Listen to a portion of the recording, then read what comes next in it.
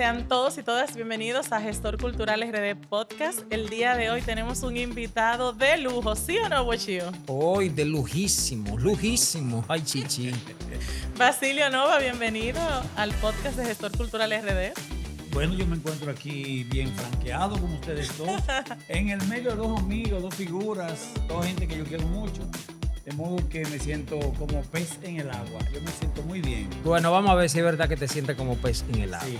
Quisiéramos que nos hiciera un pequeño recuento de tus inicios dentro de la actividad teatral y las luchas reivindicativas de la promoción del arte y de la cultura en la República Dominicana. Bueno, Boichío, mira, Angélica, yo jamás pensé que iba a estar aquí hoy como gente de teatro, como hombre, como artista del teatro, porque por mi cabeza nunca pasó, ni en mi familia hubo artistas, nadie ligado que yo recuerde a la cultura.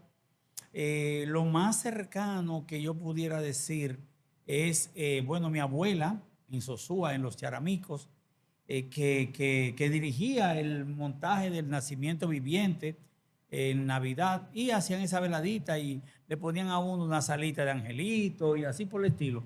Pero yo nunca tuve un diálogo, un parlamento, ni parecía angelito tampoco. Ay.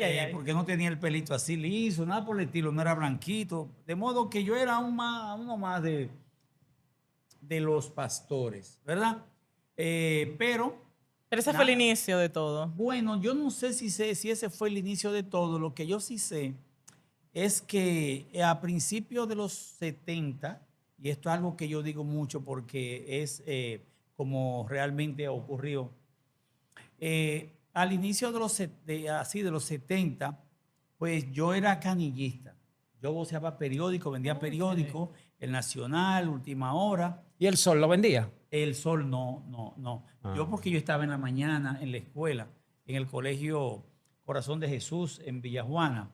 Entonces, bueno, pues como éramos tan pobrecitos allí y para ayudar a mi mamá con los ingresos familiares, porque mi mamá era una mujer, una madre soltera con 4 muchachos y lo que ganaba 15 pesos. Ya, iba a decir 15,000. Ay. Para esa 15 pesos mensuales que no alcanzaba para todo, ¿verdad? 15, ya tú ves, si el mes tiene 30 días. Entonces había que buscárselas con otras cosas.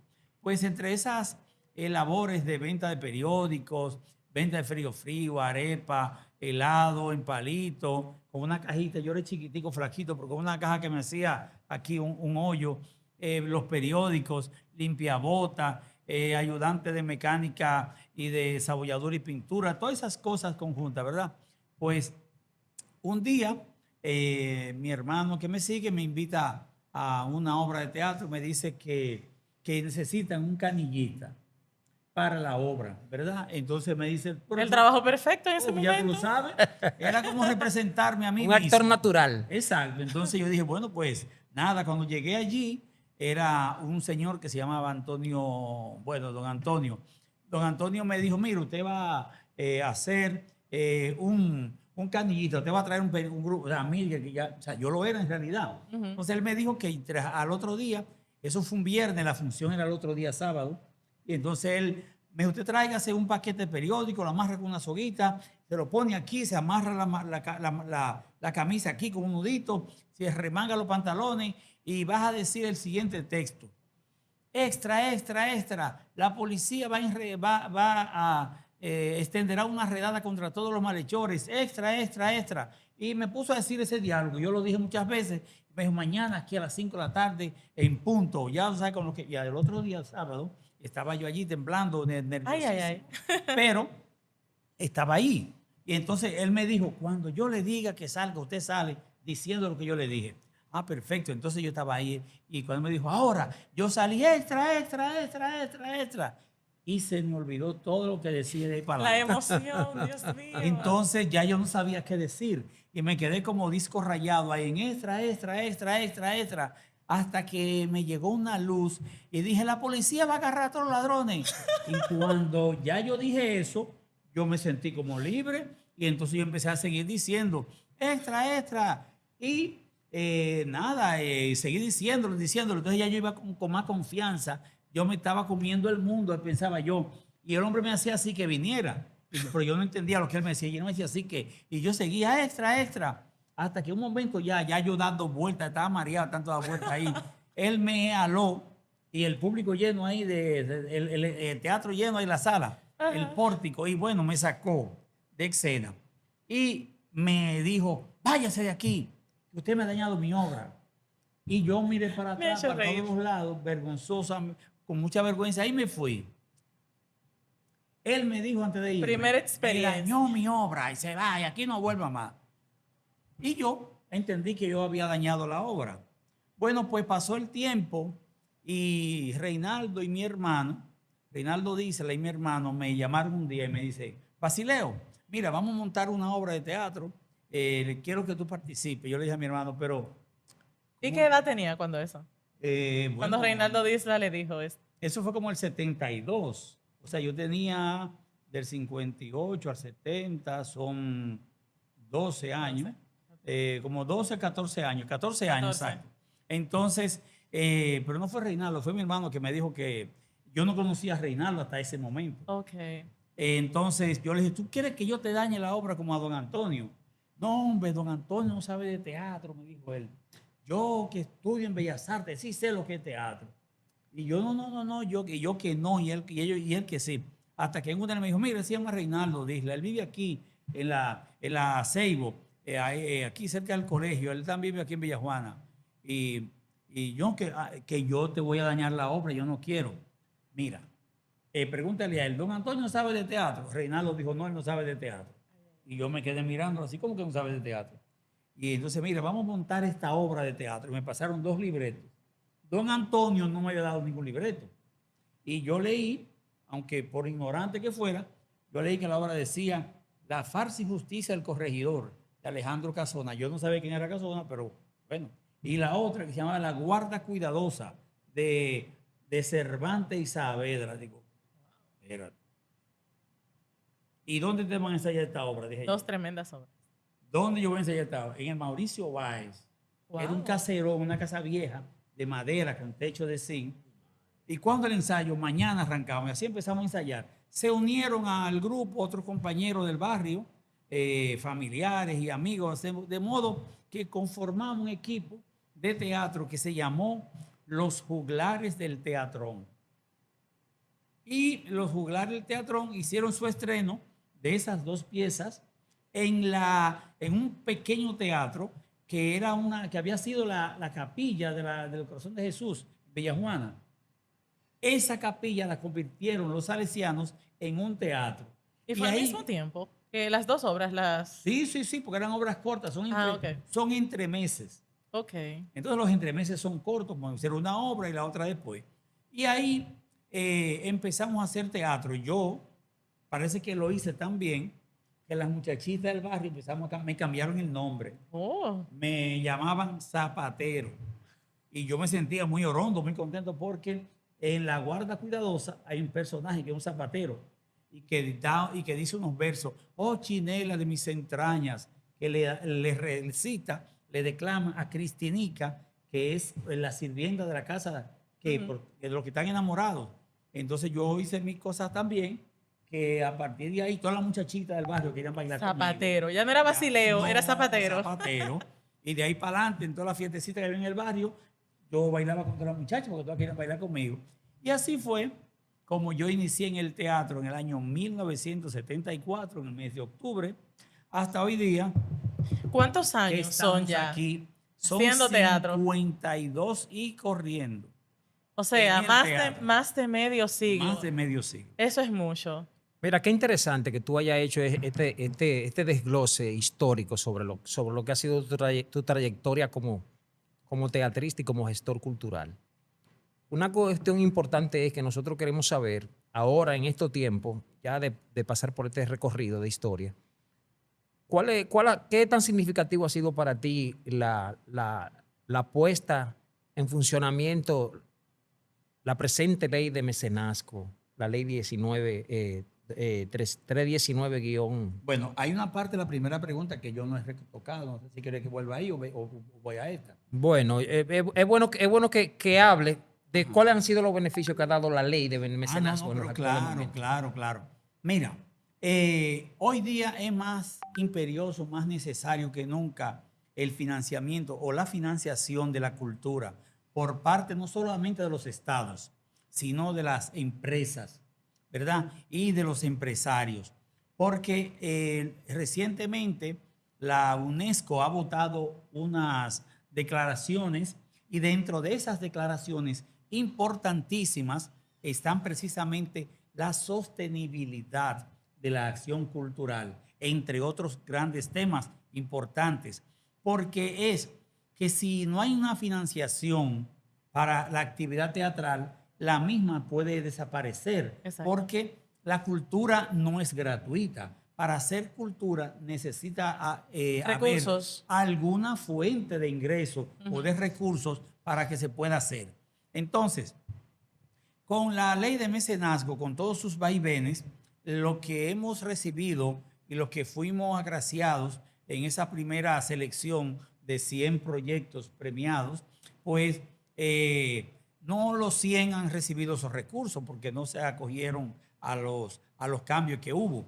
Exacto. Entonces, en el caso particular nuestro del Teatro Cucaramácara y de su evento, el Festival Internacional de Teatro para la Infancia y la Juventud, los aportes que hemos recibido a través de la Dirección General de Mecenazgo han constituido pues un apoyo, un bastón importante para poder realizar ese evento, porque nosotros traemos compañías profesionales de altísimo nivel artístico y profesional de otros países del mundo, de Europa, de Turquía, de Rusia, de Bielorrusia, de la República Checa, de muchos países. Entonces, del Medio Oriente, hemos tenido grupos aquí aparte, de grupos de Argentina, de Colombia, de Chile, de Uruguay, de Costa Rica. O sea, nosotros hemos traído muchas compañías al país. Y cuando hacemos este festival, hay que garantizarle a las compañías que visitan pago de caché, alojamiento, alimentación y transportación local. ¿De dónde tú sales con eso si no tienes los recursos? Gracias entonces a este aporte que hemos estado recibiendo durante 2 años consecutivos de mecenazgo, hemos podido, pues, nos ha ayudado, esa es la palabra, nos ha ayudado, ha sido un sostén para poder realizar nuestro evento que es anual. Esa era una de mis preguntas, pero ya Bochío se adelantó, pero yo primero quería hablar sobre Cucaramácara, y porque Cucaramácara es muy importante, tiene más de 40 años. 46. 46 años ya Exacto. tiene. Entonces, háblenos de Cucaramácara, cómo inició, qué se hace, todo lo que es Cucaramácara. Bueno, ahí tengo que volver a la primera intervención mía. Cucaramácara surge en el año 1981, en el mes de marzo. No sabíamos porque no había internet, nosotros estábamos aislados como país, no estábamos conectados con el mundo. Entonces, no sabíamos que había un Día Mundial de los Títeres y las Marionetas, que es precisamente el día 21 de marzo. Pues coincidencialmente, el día 21 de marzo del año 1981, pues con integrantes de ese grupo que se llamó Los Juglares del Teatrón, luego, un año y pico después de presentar esas 2 obras, después nos sometimos a un proceso de estudio, de preparación, de análisis de teatro, y cambiamos el nombre a Teatro Experimental Popular, el TEXPO. Y el TEXPO tenía niños y adultos juntos. Entonces, cuando hacíamos funciones en los barrios, en los sindicatos, en los pueblos, la mayoría del público presente eran niños y niñas. Entonces, eso nos llamó a la reflexión. Si presentamos obras como Los Fusiles de la Madre Carrar, de Bertolt Brecht, y el más del 90% son niños y niñas que además interpretan la obra mejor que los adultos, entonces, quiere decir que los niños andan buscando, están demandando, sin decirlo, solo con su presencia, están demandando que haya teatro para ellos.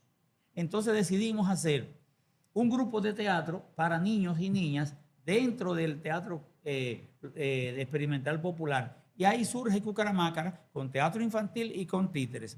De ahí para acá, Ya son 46 años cumplidos que tiene Cucaramácara realizando programas de radio, programas de televisión y teatro para niños, niñas y jóvenes durante estos 46 años, manteniendo programaciones fijas durante 4 o 5 años en la Sala de la Cultura del Teatro Nacional y hemos visitado el país entero. Cucaramácara ha pasado por todo, igual que el Texpo y por todo el país, y hemos participado en eventos internacionales también, representando a la República Dominicana en eventos mundiales también. Entonces, mantenemos actualmente desde hace ya 2 años, mantenemos una cartelera fija de presentaciones de teatro familiar y de títeres en nuestra sede, en Nova Teatro, que está en la calle Benigno Filomeno de Rojas, número 54, en la zona universitaria. Ahí, sábado y domingo a las 6 de la tarde, llueva, truene o vente, ahí se hace teatro. Muy bien. ¿Mochi, alguna pregunta? Sí, otra parte de la historia con relación a lo que ha sido Bellas Artes y el trabajo que se ha venido haciendo desde el Centro Narciso González y lo que fue Bellas Artes. ¿Qué tan importante tú encuentras que ha sido que Villajuana hoy tenga un teatro? ¿Qué tan importante para eso, después que ustedes libraron tantas luchas, porque ese teatro existiera dentro de ese sector? Bueno, precisamente el movimiento teatral barrial en Villajuana era muy fuerte, había muchos grupos de teatro.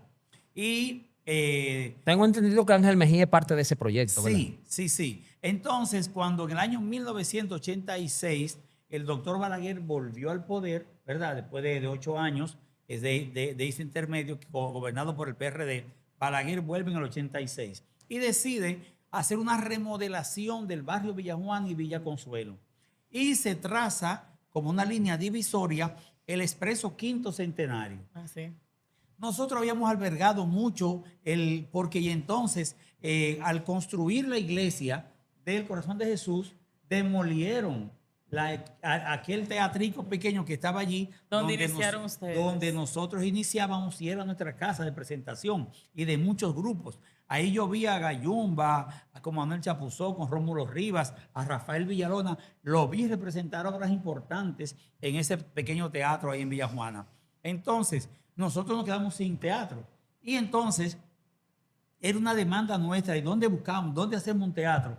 Y nos juntamos todos. Así que cuando el ingeniero Macorís llama a los muchachos de Villajuana, encabezado a través de Ángel Mejía, nos reunimos con el ingeniero Macorís y entonces él nos pide que hagamos sociodramas para educar a esa gente que vivía en los patios, en los traspatios, en los callejones, que adelante tenía una carbonera o tenía una venta de carbón o que tenía una fritura o una paletera, ¿verdad?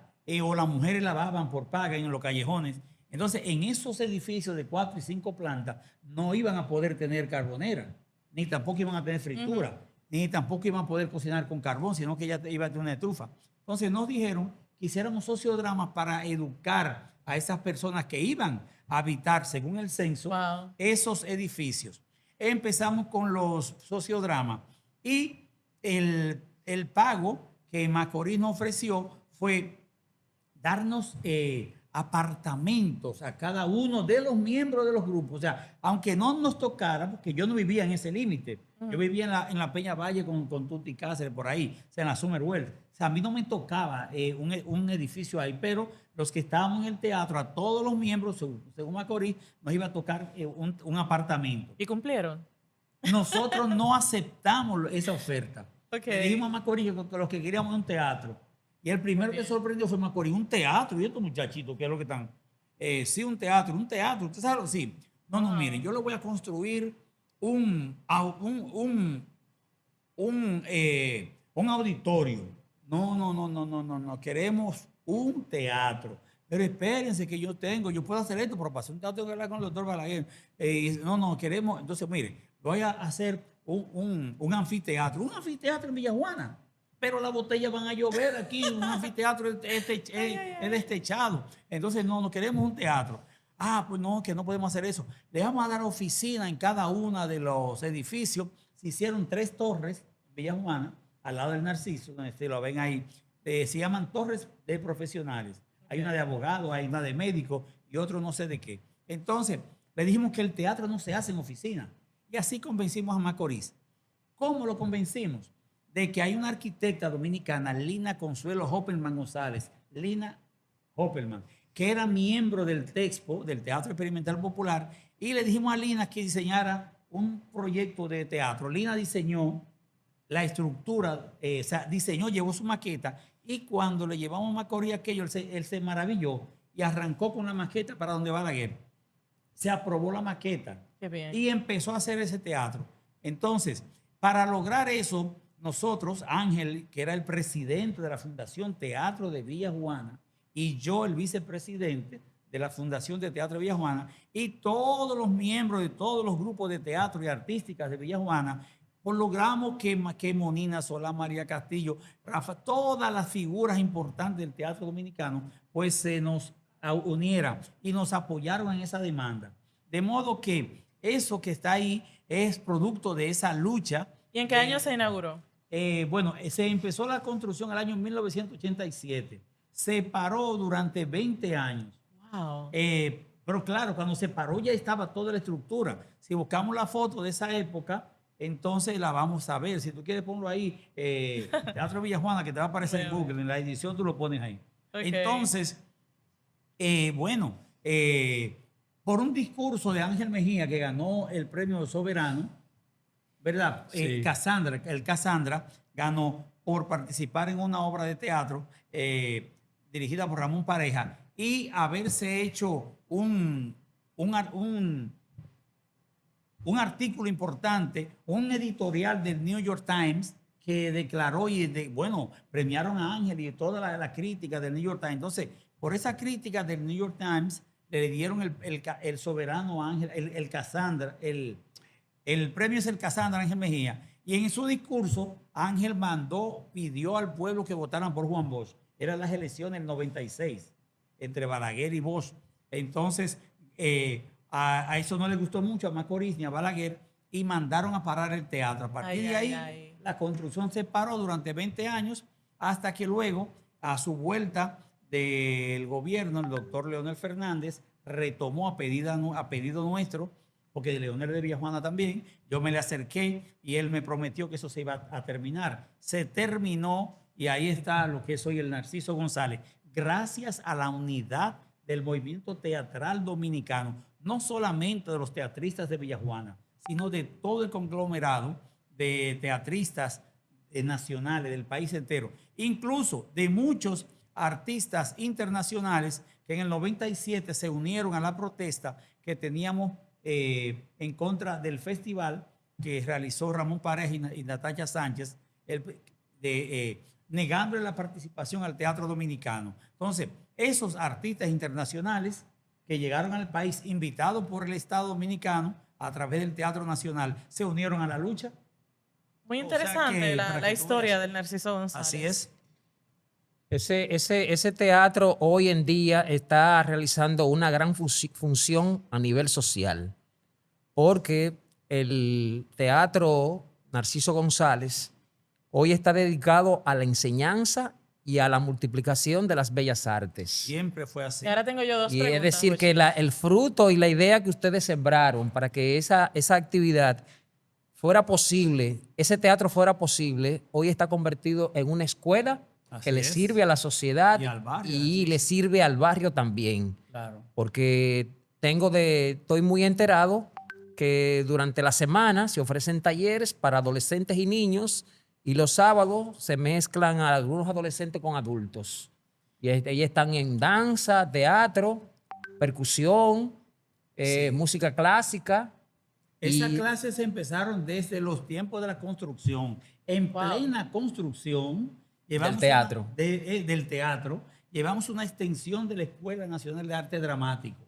Inclusive el profesor Sergio Uribe daba clase allí. Se cayó en construcción, donde está el escenario, se tiraron unos tablones y Uribe pisó en falso y cayó al sótano y se rompió una pierna. O sea que desde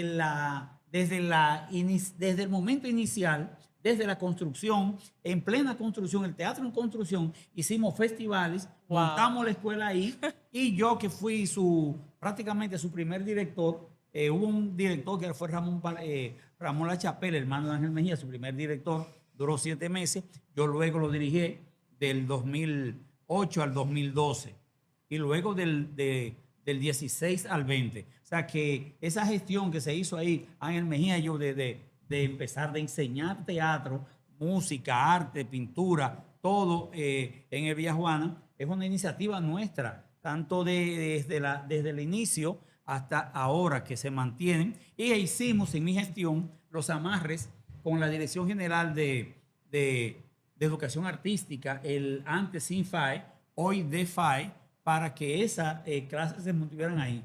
Ya los profesores no dependen del DEFAE, son dependencia del Narciso. En mi gestión se le contrataron a los profesores y se les pagaba por los ingresos, los fondos del Narciso. Ya no los fondos de Bellas Artes, no por el estilo, sino con los ingresos. Y esas clases siempre fueron y son prácticamente gratuitas. ¿Tú sabías que el Teatro de Villajuana es el cimiento de que hoy en las escuelas públicas exista la modalidad en arte? Claro que sí.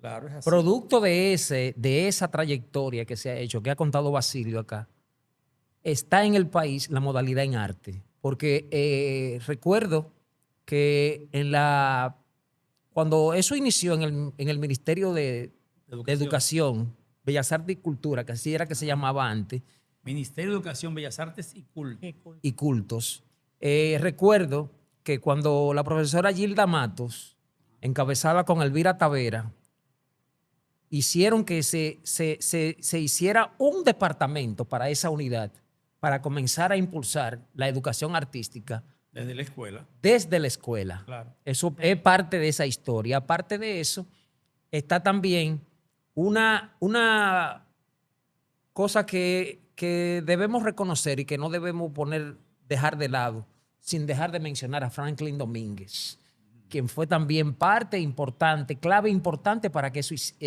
existiera. Ellos fueron también parte colosal del trabajo que se ha hecho.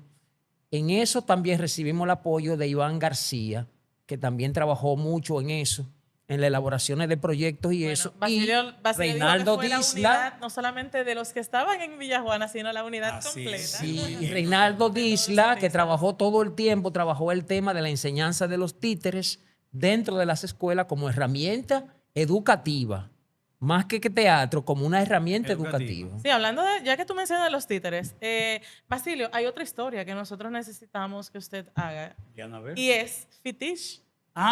Lo importante que es este festival. Cuéntenos la historia de Fitish, en qué consiste, todos los años a quiénes traen, cuántas propuestas tienen, quiénes vienen este año, por favor. Bueno, mira, el Festival Internacional de Teatro para la Infancia y la Juventud, el Fitish, es un evento que ahora va a su 17 edición consecutiva. Ni siquiera en la pandemia se dejó de hacer, porque ese año hubo una versión virtual, de modo que el festival se hizo también. Y han pasado por el Fitish, ya dije al principio, muchos grupos a nivel internacional y nacionales también.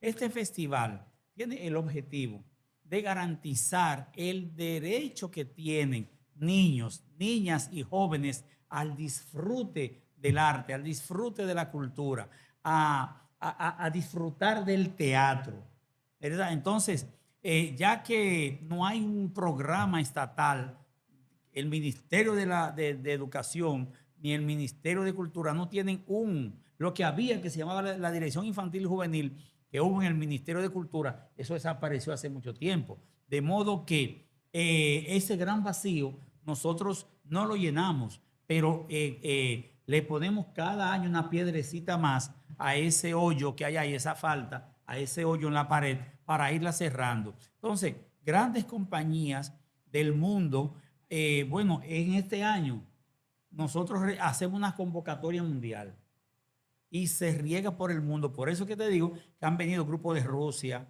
de Bielorrusia, de la República Checa, de Turquía, de España.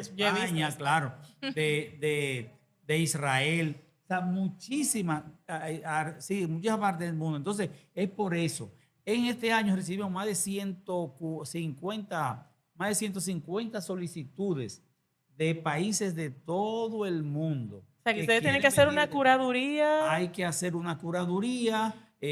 Para eso vemos el video de cada obra de teatro que llega. O sea, que es un trabajo arduo de curaduría, de selección, de preselección y después de selección. Entonces, ese trabajo de curaduría es lo que ha garantizado la calidad del festival. Y entonces, porque tú tienes de lo que tanto que te llega, tú tienes la posibilidad de escoger lo mejor de lo que te llega. Entonces, por suerte, hemos podido seleccionar buenas compañías siempre, gracias a esa convocatoria, y es la oferta que le hacemos al público escolar y familiar de llegar a un público con obras extraordinarias en calidad y en cantidad y en calidad temática y de contenido y de artístico a un precio prácticamente regalado. Y ahí vuelvo y conecto, gracias también al apoyo que hemos recibido de mecenazgo, que nos hace posible hacer este evento. Este evento no solamente incluye teatro, sino también títeres. Y en marzo de cada año hacemos la Feria Internacional de Títeres y Objetos, al que también postulan cientos de compañías del mundo también. El FITI se hace en octubre, noviembre. Este año va desde el 2 al 13 al 21. Del 2 al 15, me apunta Ana, que está frente a mí, de 2 al 15 de noviembre va el festival en su 17ª edición. Y el año que viene la Feria Internacional de Títeres y Objetos en el mes de marzo, ya a su 9ª edición. O sea, la audiencia que apunte la fecha. Claro que sí. Bochillo, ¿alguna pregunta final? Porque ya controles. No, ya en esta parte final queremos agradecer la presencia. Antes de que agradezcas, yo tengo una pregunta muy importante porque tenemos una mente aquí muy amueblada. Basilio, a mí me gustaría que usted exponga los beneficios del teatro para el ser humano, y la salud para mental, la sociedad y para la humanidad, porque es mucho lo que el teatro da. Bueno, mira, el teatro es una herramienta increíble y es un arte tan maravilloso y es tan del ser humano que nació con el hombre en la caverna. El teatro acompañó al ser humano cuando éste no sabía hablar, cuando éste no sabía comunicarse, y le sirvió en 3 ramas: para comunicarse a través de los gestos, de las mímicas, para divertirse, hacer durante esas largas noches de invierno en la caverna, y también como un elemento mágico religioso, porque también servía para conectar a través del arte, a través del teatro, a los seres humanos con sus deidades. Entonces, aparte de eso, el teatro tiene la particularidad de que es la única actividad artística que logra